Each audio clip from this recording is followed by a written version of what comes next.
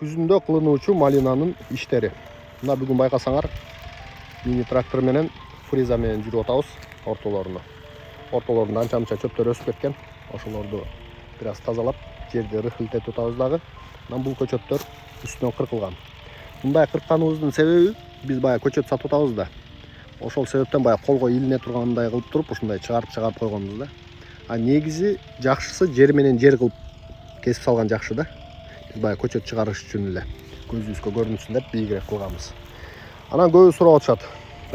Допустим, могу жерден малиналарды казып салса эмне болот, өспөй калабы депчи. Өсө берет. Жердин астында көптөгөн майда тамырлар бар да, ошол жерден жыш болуп кайта чыга берет.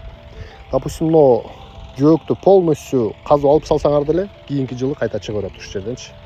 Ошол себептен малина эң ушундай жакшы бир өсүмдүк да.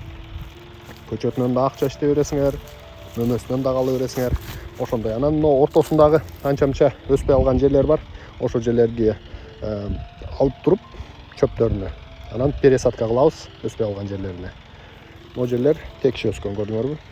Бул жер анча-мынча өспөй калган жерлер бар. Анан бул жерди рыхылтеткен себеби баягы ортолуктар калып атат да. Бул жерлерге дарыларды беребиз, диамофос чачабыз. Дагы кык болсо кыктан чачсаңар жакшы болот.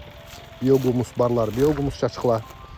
Жанагындай күйгөн күлдөр болот го, органика. Ушундай жыгач же болбосо ушул эле чөптөрү чыккан чөптөрүн өрттөп туруп, анан ошол баягы күйгөн күлдөрдү сепсеңер дагы эң жакшы удобрение болот да. Ошондой